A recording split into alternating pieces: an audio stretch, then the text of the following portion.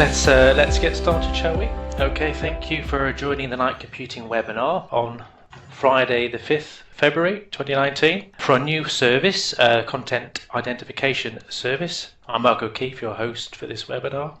Unless you have a question before we start, can you all mute your microphones except Mark and myself, the presenters? And if there's no objection, can we leave questions until the end? High-level agenda is this introduction, common issues and challenges linked with data management, increased volumes, compliance regulations, then the overview of the content identification management service, pricing model, and then any Q&A and closing at the end.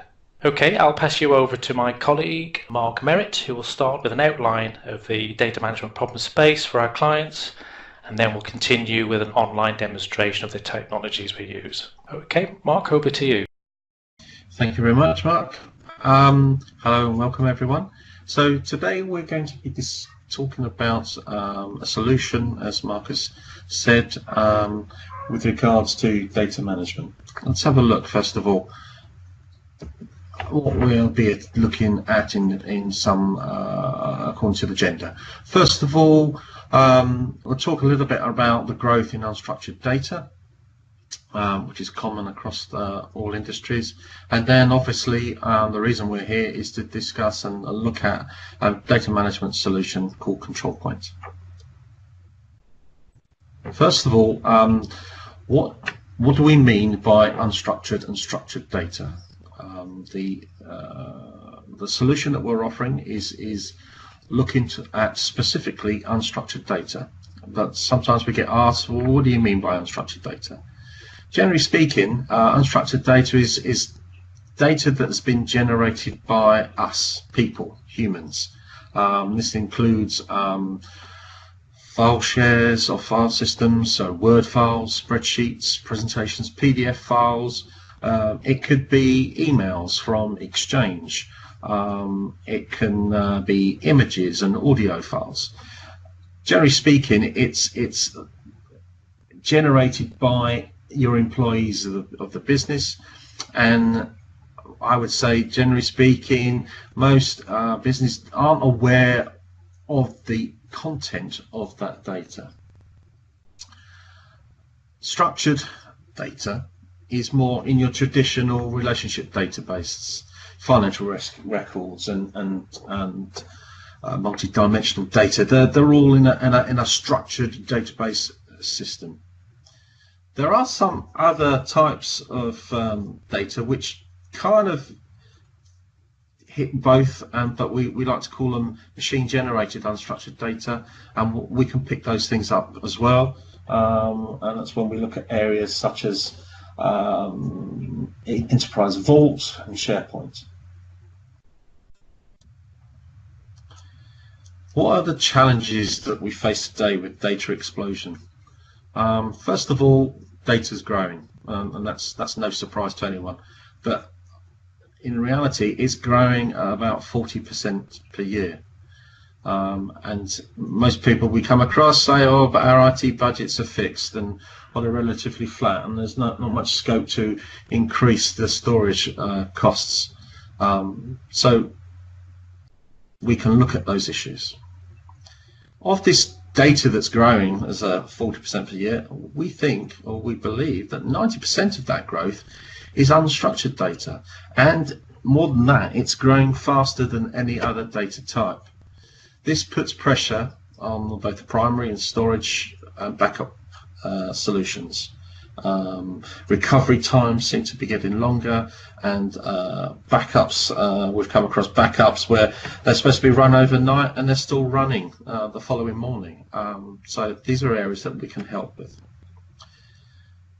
80% of unstructured data is rarely accessed, or at times never accessed, after a 90-day period. But in the nature that we are, we always like to keep things and keep them safe and available for that just-in-case moment. But ostensibly, it's data that we never turn to again. Today's management challenges, including the growth, is, as I said, it's the mindset of people today is to keep everything. keep it. We never know. We might be able to use it in the future.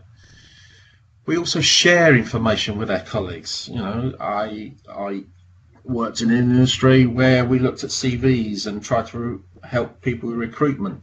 And you might get a CV in, and then you might share it with a colleague because you want some feedback on it, and they then share it with someone else. And before you know it, you have 3, 4, 5 copies of the same document in your system.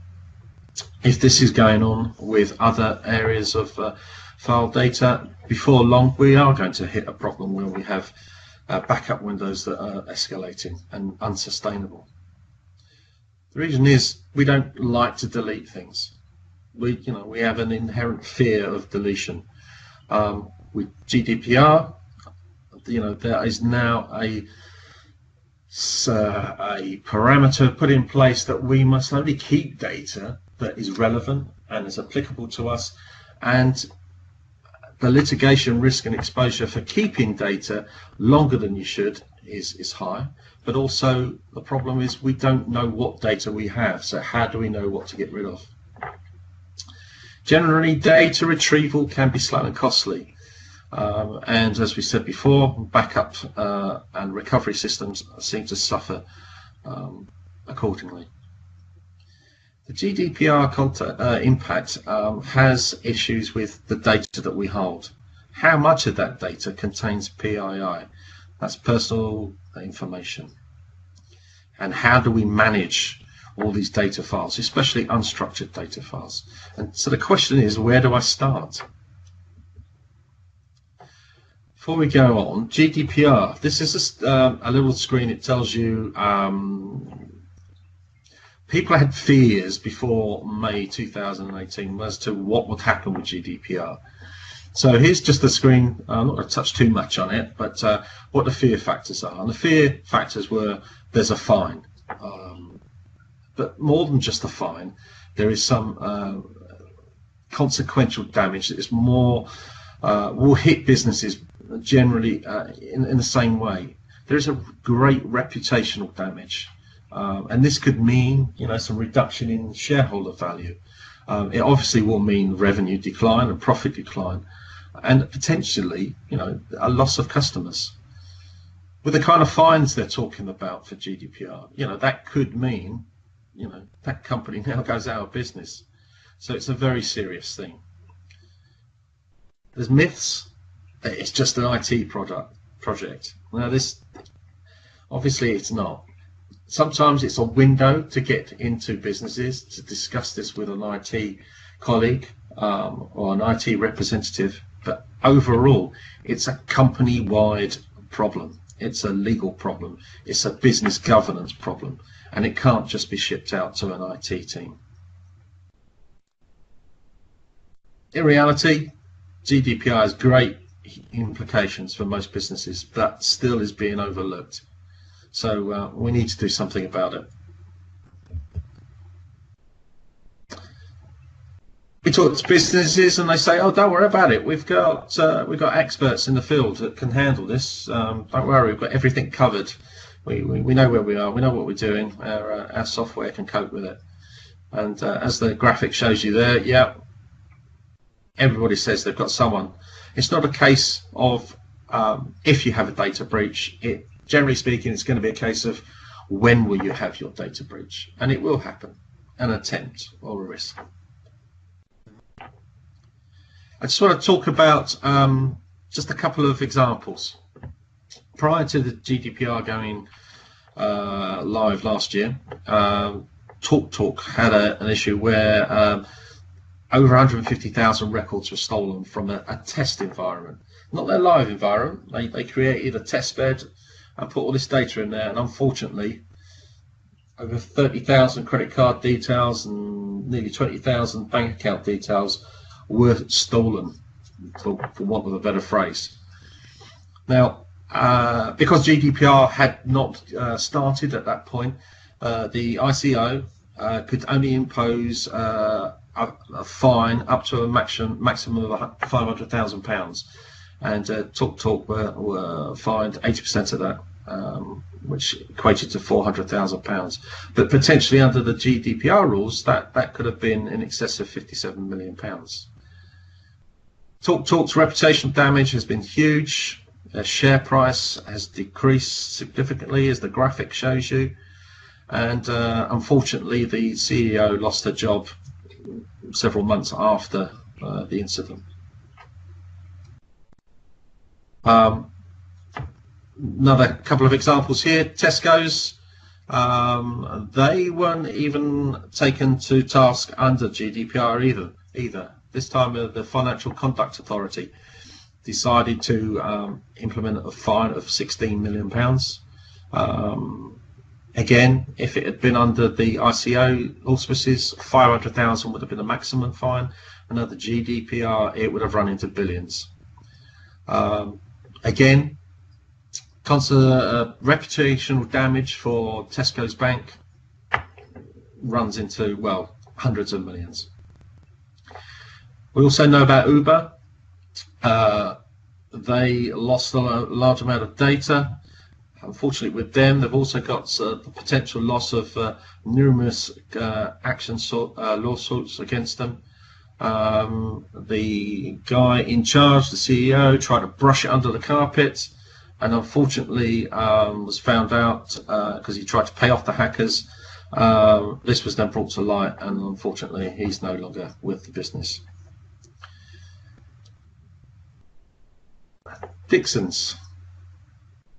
Have you sent in your DSAR request? Obviously, with GDPR, you have the right to be forgotten. And what happened here at Dixons, that unfortunately over 10 million customer details were stolen, and within that, nearly 6 million payment card details. Dixons are potentially looking at a fine of upwards of 400 million. This is still ongoing. So therefore, if you've ever been to Dixons or used the other offices such as Currys, PC World, your data could be out there. So that's the question asked at the top of the screen. Have you sent in your DSAR request? Have you asked Dixons to remove your details from them? Also, it's not the screen for it, but slide for it. But in the last few weeks, we also know of a big GDPR fine that's come to light, pursued by the French authorities, and that's for Google. And we're talking in excess of £50 million. Again, perhaps Google can afford £50 million, but there again is the reputational loss involved. So, how can we help? Control Point, it's all about unstructured data management. And as it says there, it's all about the content. This screen gives you an introduction of what the software can do. We talk about ROT. ROT is generally it's redundant, obsolete, and trivial data. What do we mean by those three things? Redundant data is data that's duplicate. You might have a document, and then you've emailed it to a colleague and he's saved it, and then perhaps someone else has got it as well, and then they've actually renamed it, called it something else, or they've saved it in a different format. Instead of a Word document, they've saved it as a PDF, whatever. Ostensibly, that is still the same document, and the system can recognize it through a series of metadata that item is the same item as the original, and it records it as a duplicate. This slide shows that potentially that there's 621 gigs worth of redundant items. Obsolete is aged files. Now, out of the box, this means any data that is aged 5 years or more and has not been either accessed or modified within that period. So therefore, it's data no one's looked at, no one's used for any potential real reason. It's just sitting there. Trivial can be set to cover items that aren't really business related. So they might be system files, exe files, they might be temp files, zip files, compressed files. We also include it for audio files. Staff members might put their, I don't know, MP4 files on there, or their photographs of, I don't know, their holidays or videos. So it includes audio and it includes videos as well. But these can be adjusted, amended. If you move into a business where videos are, especially in this day and age, videos can be part of normal type of business, we can remove some of these if they're not applicable. In this screen, we're saying that overall there's a potential disk space saving of 1.47 terabytes. Now, if you look at the three donut circles, they don't add up to 1.47 terabytes, and that's because you can have a duplicate item, so that sits in the redundant circle, but it also might be 7-8 years old. So there's some, so that's why it doesn't up to the total, because it can live in one or more of the donuts. Overall, on average, I should say, we find that 44% of people's data could be classed as rot. Now I've seen some that as low as 20%, and I've seen some that's high as in the high 70s. But generally speaking, I would say around the 44% mark is the average. Sorry. Not only is that the average, potentially that is a disk space saving that can be made. Obviously not immediately, but there'll be some low-hanging fruit from it that you can remove more or less instantly. But generally speaking, that's a saving that can be made. Next, we can look at duplicates in a bit more detail. This gives, when you go into the software, you can look at the repository that's been created, and click on duplicates, and you can see there what they call duplicate sets. And all these on the left are areas where we're looking at one particular duplicate set. So you click on that one, and on the right there you get the original, which is marked with a star, and then beneath it are all the documents within that repository that are duplicates of the original. So they're all presentations apart from the second one, which I think is probably a text document. So therefore you can, as I said, you can change what type of item or file it is, but and you can rename it as well. But ostensibly it is the same thing. So therefore you could say whatever you got 6 items there, so you could say 5 of those items could be deleted to save you space. Also, as well as looking at the rot issue with regards to duplicates, you can start then drilling it down and looking at the content of that data. So here on the slide, you can call up all the duplicates, and then by using the slide on the right hand side, you can then ask to see more specific detail about sensitive data. I want to look at these I want to look at any documents that have got internet addresses on there, or it's got any national insurance numbers. Okay. We now include within the content summaries areas where we can talk about data that is low, medium and high risk. All data has an element of risk, but it depends on how that data is looked at. For instance, you could say that all data that has a personal name, so therefore we use the name John Smith. So let's look for anyone within your repository or within your data set that has the name of John Smith. Well, we call that low risk because we're just looking for a name. And for that name on its own, what use is it?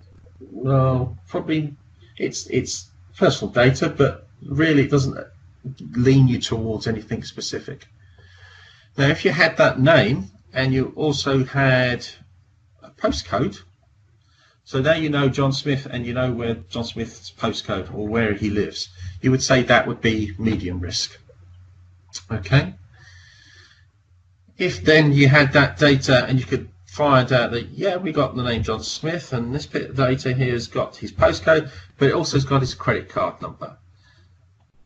With those three items, you would then say that that is more high risk. You would be able to do something with that data potentially and go out there and, you know, create an identity, I suppose. We get asked how much PII exists within our data. The slide there shows an extract from a customer's summary or a scan that we've done, and on the left it shows all the files that were indexed by the software. But there are going to be areas where if you looked at all those files, they'd all add up to a number of files.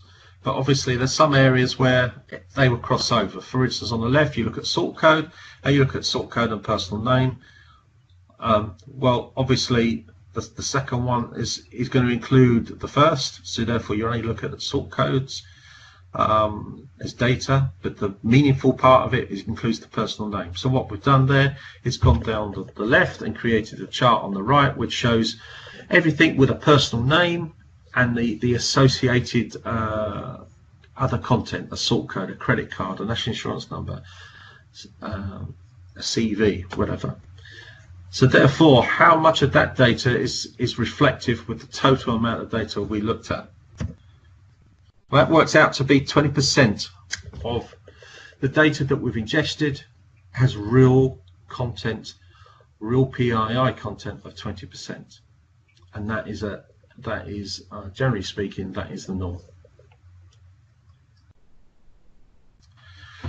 Right, so that's just a brief background of what Control Point can do and what it looks at.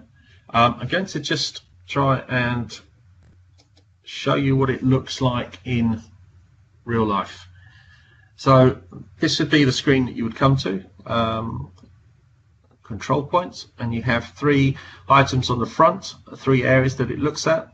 And these are repositories, and their categories, and their policies. Repositories are created from a common location.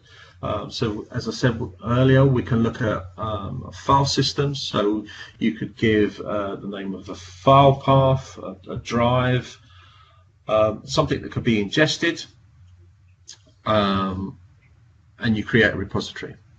The middle one looks at categories. So once you have your data in a repository, you can then use it using concepts within the text to slice and dice it and look for specifics, like we did on the previous slide there, looking for sort codes, looking for postcodes, looking for personal names, looking for CVs.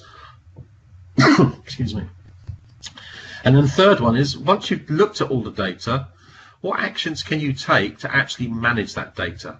So therefore, you can, if you've got a large amount of data that is aged over 5 years and you don't want it anymore, you can put a policy into place to delete that data.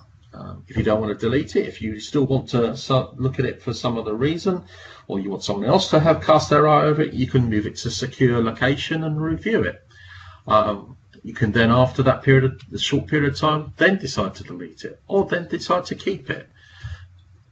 Whatever you decide to do, that can all be done within the policy engine. Let's have a look at the repositories.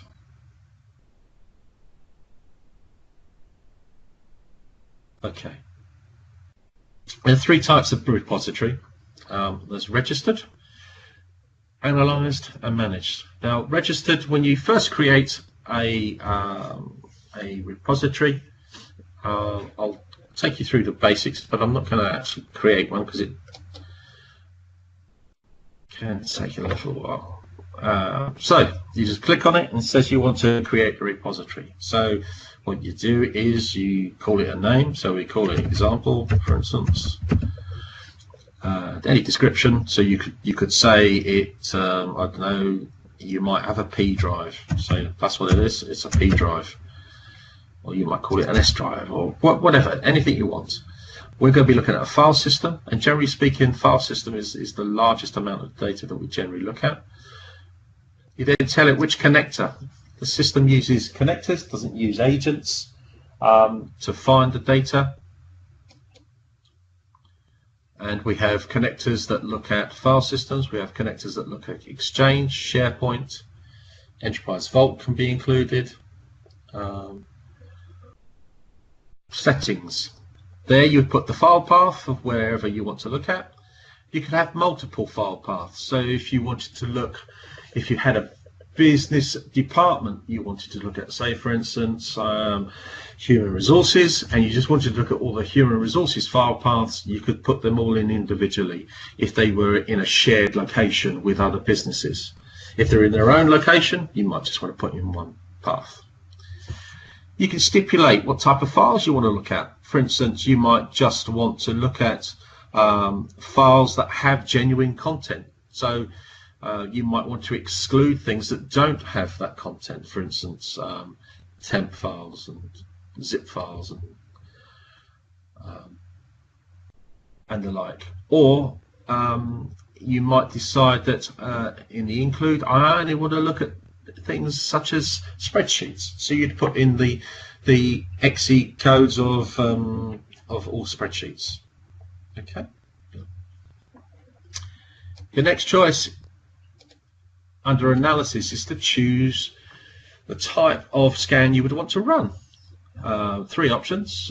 We generally use just the two. The first one is the repository metadata, and that captures all the metadata within that file path that you're scanning. And then from that you can create those ROT analysis that we saw on an earlier slide. If you want to delve deeper, you would do a content analysis. You'd ask to capture permissions, and you'd also, generally speaking, ask to run an induction. And an induction uses grammars to make like a first cut of the data that you're going to be scanning or indexing. Grammars, there are numerous amounts of them in the box. And what you would do, you could say, well, for instance, all right, I want to look at, say, for instance, postcodes. So I want in that first cut of data, I want to be postcodes to be included. So you would say, right, I'll just want to look at postcodes. So you would add that. But I also want personal names. I want to know what personal names are out there in my system. So you can identify that. For instance, here, personal names. It's got other data here, and I could use this data, but the more you put in, the longer the ingestion will take. So if I'm just looking at personal names, I don't want all this other information for the moment. I can find this out later, but in my first cut, I just want to know personal names. So I'd include that. And then another one to put in could be, I don't know, what could be the third one that we could use. I could put in national insurance number. Oh, sorry. Oh, sorry. We'll go back.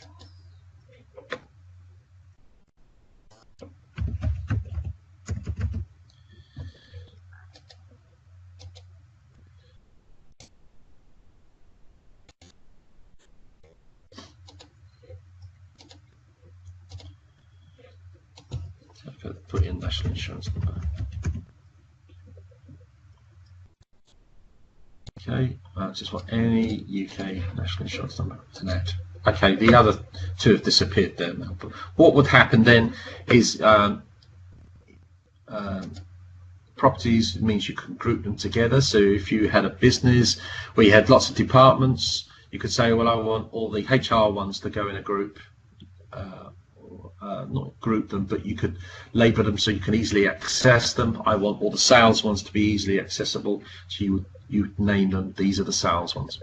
Scheduling, you can run it now, or you can run it, schedule it to run every 2 months or a month or whatever, or every 3 weeks. You would then save it, and the ingestion would run. Okay, once it's run, it appears here, and then you would ask to analyze it. so that the data can be, the content data could be indexed. Once it's analysed, it then appears in this area. Here I've got 3 repositories. So this one is called the demo training data. That's the file path that I've used, which is our local test bed. It's told me how big it is. It's not very big, unfortunately. It's just a test bed, and how many file items are within it. It tells me when it was scanned and it's analysed. And these 4 little buttons at the top, or 5 buttons, tell me that it's a content ingestion. If they were grey, they would be a metadata ingestion. The managed tab for repositories would be if you want to do something with it. You want to manage that data. So therefore, when later on in the scheme of things you want to run a policy to be able to delete some data, you would have to move, in order to do that, you'd have to move this little repository into the manage section. That's quite easily done. You just ask to manage it. So therefore you click on that and it would automatically move over. Okay. So you've created your repositories. Let's have a look. So first thing you look at is the summary, and this shows you the little donuts that we saw earlier. As I said, this is only a small amount of data, 474 megabytes, but of that it says 396 of it is rot and redundant, and that's because I know within this data I've got many duplicates. Okay, hardly any obsolete because the data is fairly new, but there's a little bit of trivial. What other windows do I have? It tells me that potentially I've got some items here that don't have any recoverable content. They might be zip files, temp files, whatever. And I might have some unsupported file types. So I might need to have a look at that. Beneath that, it tells me that I've got some how the data in this particular area that I've scanned, how it's increased over a period of time, by items and also in the content of space. If you're looking at a live environment, you would expect to, generally speaking, ideally you would probably see this rise gradually over a period of time. You might see some areas where you might see some spikes. That might be due to a system refresh or that data has been moved from another area. Beneath that you have file types. So therefore, in this data scanned, it's telling me the majority of the information I've scanned are documents. What have I got? A couple of presentation bits and some spreadsheets. Anything else? No. Mainly text and a small amount of database stuff. There are some places where we just get other, so therefore it doesn't recognize the file format, so therefore it will include it in other. You can, if you go into it deeper, if you find that as I found with a client that they were using certain photographic software called NEF that's allied to a Nikon camera, and they're a retail clothing company, so therefore they use these particular cameras a lot. So therefore we told the system you can recognize NEF, and therefore instead of living in the other folder, it now lives in the image and graphics side. Okay, so the other, for instance, can be amended to cover other areas. This is telling me that there's some potentially sensitive items within the data I've looked at. Specifically some personal identity information. That was one of the inductions that I've run for personal names. It tells me the number of potential documents there, and also it's done a search on some financial items, so it's telling me there's some items there to be looked at. But that can be amended and played with to include other areas. If you specifically wanted a quick look at UK passport numbers that you might hold or CVs that you hold, you could amend that accordingly. Okay, so from the summary you move across to the duplicates, and mainly speaking you look at the duplicate set, and again you saw this on an earlier slide. You choose a duplicate set and it's telling me here that I've got there's my original. I've got a number of duplicates. so they've changed their name at some point, but they're all a duplicate of the original. I can run a policy that would ask to. I could highlight all these areas here. That one, that one, that one, that one, that one, that one, that one. I can tag them.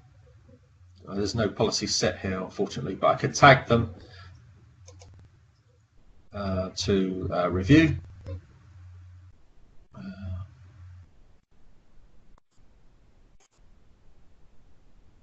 No, it's not back here.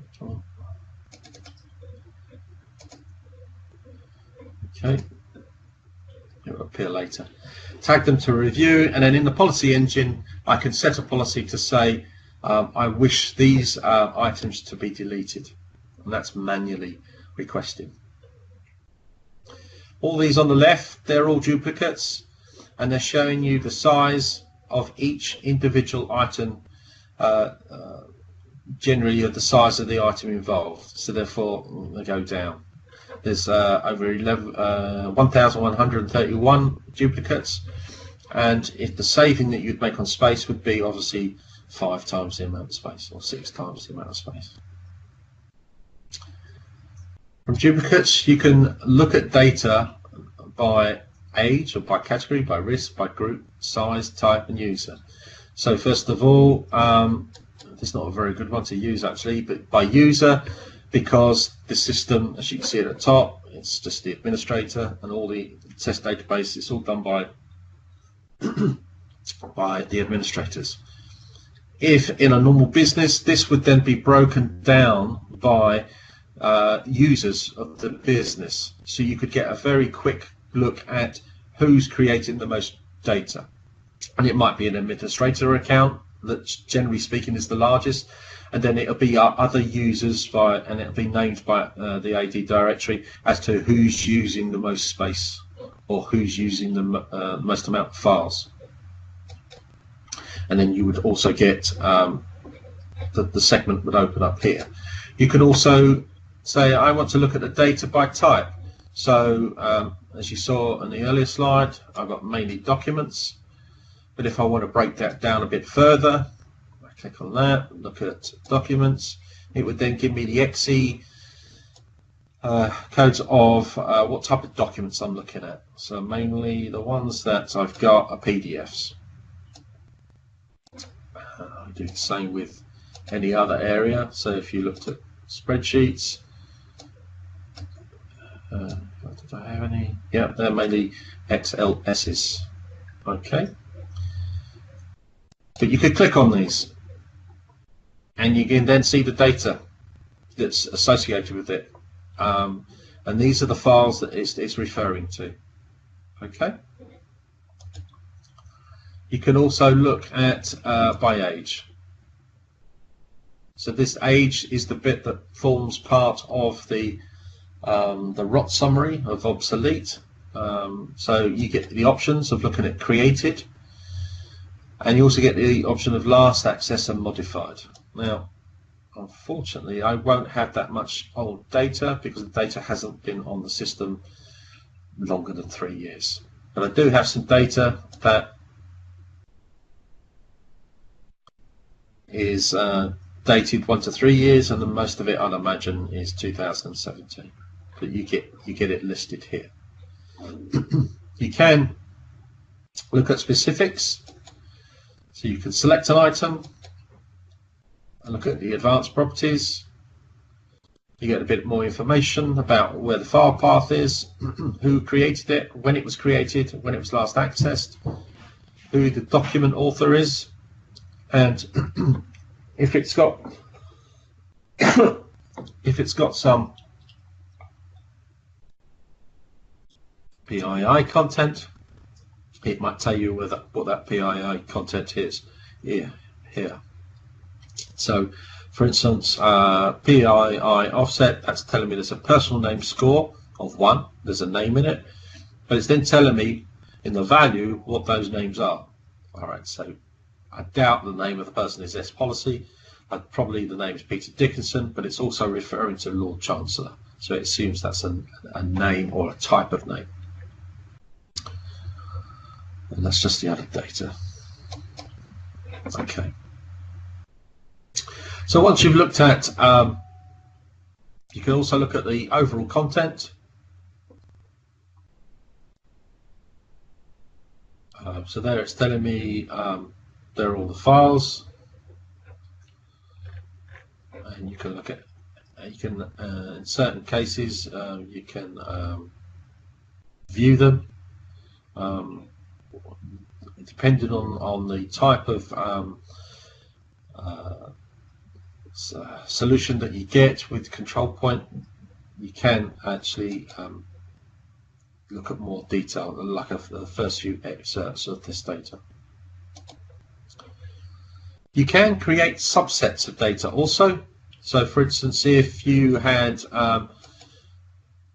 duplicate data, you might decide that, yeah, that's great, but I'd really like to do, of the overall 5,000 duplicates that I've got, I want to do something more with that particular data. You can create a subset, call it a name, and it will save that and create its own individual repository subset of that, and you can get an age analysis just on the duplicates, or any other analysis you want to run that we've already seen. After repositories, we have categories, and this is where we train the data to look at specifics.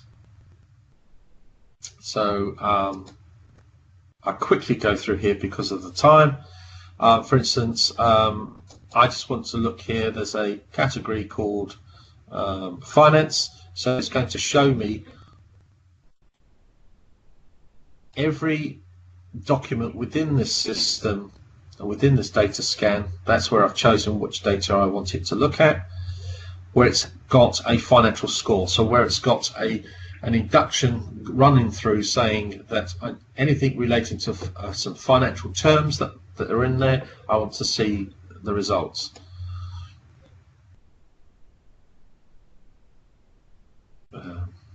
And it's showing me there's that number of documents that are finance related.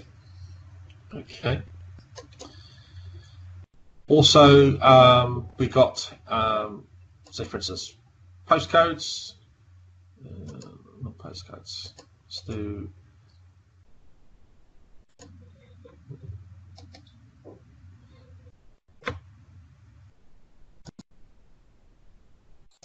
Oh, the repository's dropped off.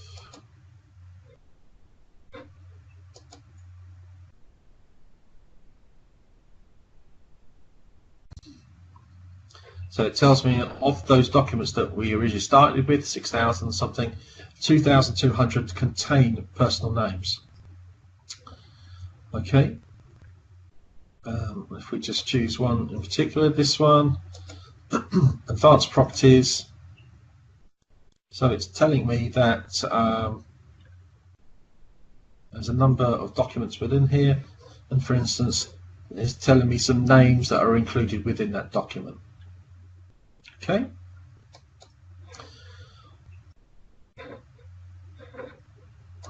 When you run a category, you publish it, so therefore it's recorded there. Recorded for posterity, 2,281. So this is where you cut, and I'm looking at the time now, I'm afraid. You can slice and dice the data to identify patterns within the data that you have. So this is where you would ask it to look for all the CVs that are there. Ask it to find me everything with a national insurance number. Everything with a national insurance with a number with a personal name, because as I said, just one item of personal data is perhaps not significant enough to go forward with, but you're looking for combinations. This one is not got the right repository in, so if we look at the data here, it's looking at everything that says that it's got a personal name in, and everything that I've asked it to look for a sort code. not a sort code, a postcode, sorry. No, it's not working.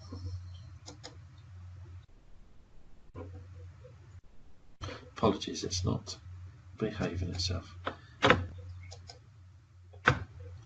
But that's where you would look generally. And categories are where we can really get to the fine amount of detail and find where the data resides and who the data is held for.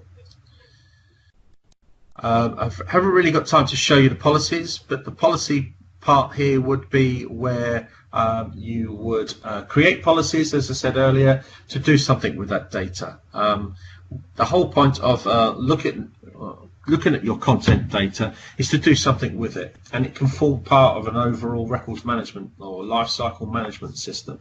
And Control Point can help there. But what you can do with the policies is create policies to remove data, to put it to a secure area, to look at it and review it and delete it. And in that instance, what would happen is that there would be people in your business who are responsible to review and look at that data. They would receive an email from the system saying, this is a number of files that need reviewing. Please give me the okay whether or not you want to keep them, or they are okay to be deleted, or they need to be moved to another location within our business. Person would answer the email, click on whatever it says, and that action would take place. And this is all done by the policy engine. Okay. Right, so that's just a quick-ish look at what the system can do. Where does Control Point fit within the market? Here on the slide, I've got examples of two sort of data discovery results that have been shown one by Gartner on the right, which shows that Micro Focus, which are the providers of Control Point, sits in right at the middle of this little graphic. So each of the circles is representing one particular area of file analysis software. So efficiency and optimization, governance and compliance, risk mitigation, and analytics. Micro Focus is, I think, they are the only ones, along with IBM, that sit in the middle. And I imagine that the IBM software is very expensive. When you look on the left, the Forrester wave, so Forrester do it in a slightly different way, and who are the leaders in the market, who are the provide the standalone sort of software for this, and Micro Focus sit easily near the top, and others behind. So Control Point is a market leader, especially in this area. So Control Point provides with a data management solution. It can connect to a wide range of different repositories, including FileShare, SharePoint, Exchange. It can also do Enterprise Vault, as I said. With Exchange, it can also do it on the premise, and it can also do it on Office 365.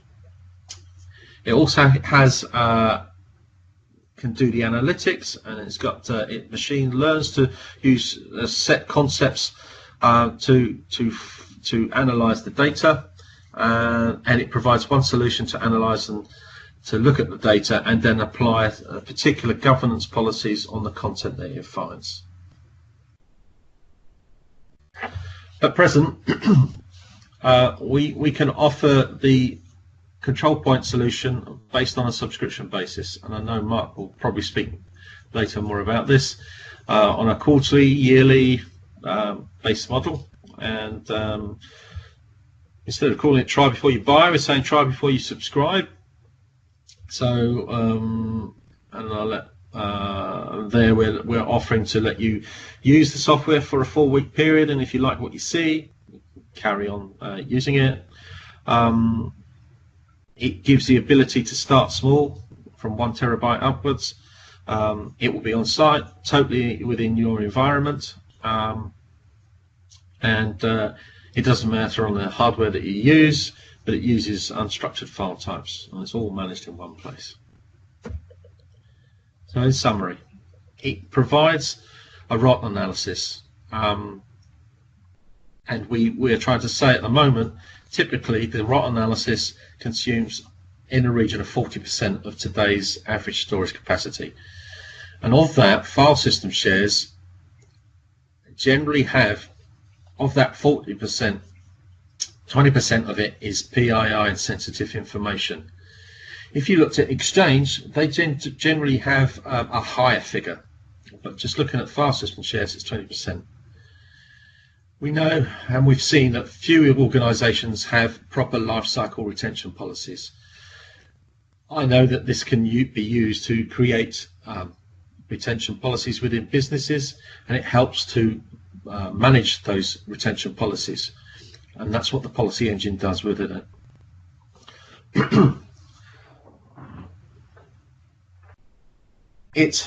The control point offers two main values. It's looking at the metadata and it's looking at the content.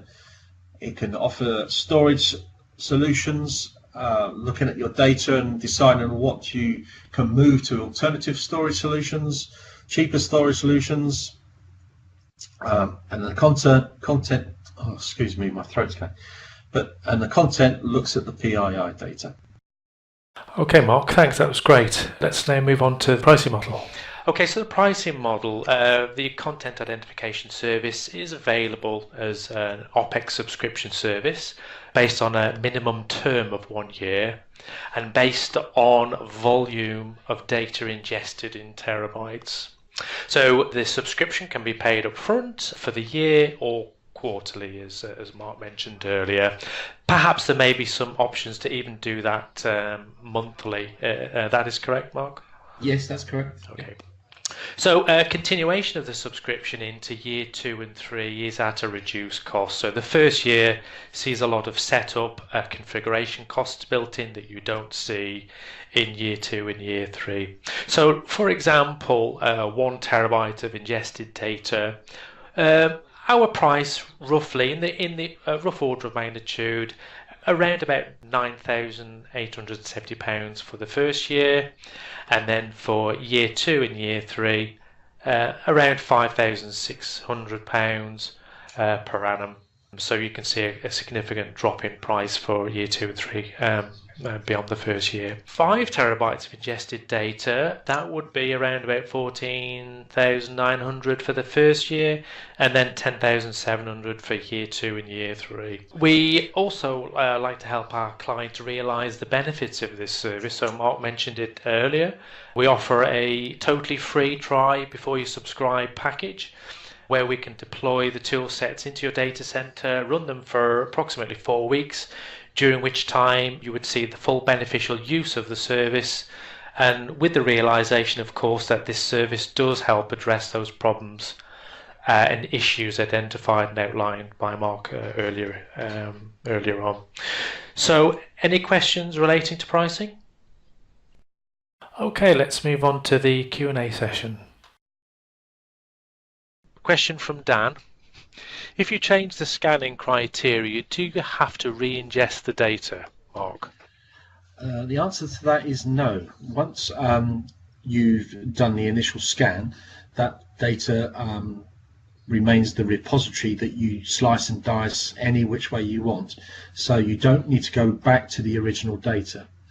The only thing you would like to do if you held that data in a repository for a period of time is you can run an incremental on it, say every month, or to make sure that data within it is up to date. And that's a much quicker scan. It only add the information that you've either has been added to that path, or has been changed, or has been deleted. But in general, you don't have to do a rescan at all. Okay, thanks. Another question from Robert. How long does it take to ingest, say, 5 terabytes of data? How long does that take? Okay. How long's a piece of string? 5 terabytes. I would say if you're doing a content ingestion, you're probably looking at 5 or 6 days. 5 or 6 days. Okay. Yeah. Okay. And Yeah, if as you you were say. doing, sorry, yeah, and if you were doing a metadata, it would be much quicker. So obviously the content takes longer because it's looking at each individual file Okay. Yes, and to index it. many other factors around that why things Yes, may take exactly. longer. Yeah, Yes. exactly. Because obviously, if the 5 terabytes is made up of I don't know 100 files, as opposed to a million files, so the length of time perhaps isn't with the content that is not with the size of it. It's the number of files it's looking at as well. Okay. Question from Timothy. Can you clarify what data gets ingested? Is a copy of the data copied into the tool set? The data remains on the live environment. We just run a scan, but that data is not amended or altered in any way. This is just moved into a repository, and we can't make any amendments to it, but it doesn't touch the live environment. Okay. Okay. We have another one from an Andrew. Can you show how this tool helps if and when we get a DSAR request? I think that question's around about what would be the workflow when a DSAR comes in. Where would you go within the tool to help collate the data? I guess. Yeah, it's not obviously it doesn't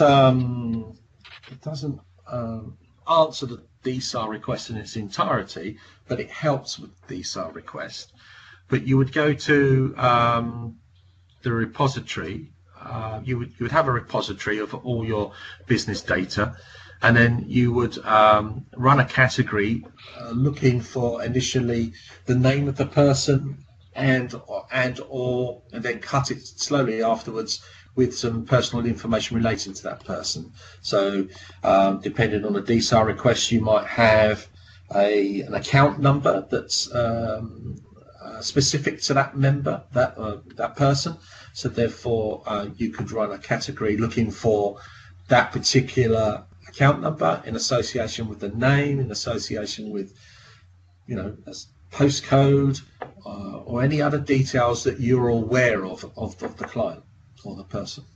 Right. Okay. So there's not specifically a DSAR process within the tools, but it has all the foundations to help collate. Correct. To identify to provide, to provide like a structure of cutting down the data to point you in the area. Then obviously you can export data from the category screen, so you could run that on that person, export it, and therefore it would tell you where to look for that data within your data path. Okay, perfect. Hope that answers that one. Another one from John. Can the control point tool scan images and OCR the images for PII? Yes, it can. There is I talked about connectors during the presentation. So there's one for a file system or for SharePoint. There is an OCR media connector as well. So that can be used to look at images and to find content within those images. For example, can I give you an example? Of course. Yeah, we have a client that's a luxury car manufacturer, and they keep records on all their cars, particularly because some of them are 100 years old, and they take photographs of them, of the number plates and things like that. So therefore, they can always call up information regarding them. So you can scan it and scan a number plate, and then that data would be recoverable. You could do the same for passports and things like that. Okay, and finally from Peter, when PII is found, what actions can be undertaken? Is it report only, or can the data be moved or quarantined into a review area? You did mention this earlier, Mark, I think. Yeah, that's right. Yes, using a policy, you can then do. Obviously, the first thing you do is move it to an area to be deleted. If you don't want to keep it anymore, you can move it to an area to be reviewed, and then as an action of that review, you may want to keep it somewhere else. So you could then move those files to another area, safe area. You can move it onto a different set of storage, or you could decide to delete it, or you can then decide to leave it exactly where it is for a period of time and to review it again in the future. Okay, and that's it for questions. Thanks, Mark, for that. Okay. Okay, we'll close this session then. So thank you all for attending. We'll post the recorded webinar onto our website and in other places in the next day or so. And yeah, once again, thanks for attending. Hope this has been useful to you. Thank you.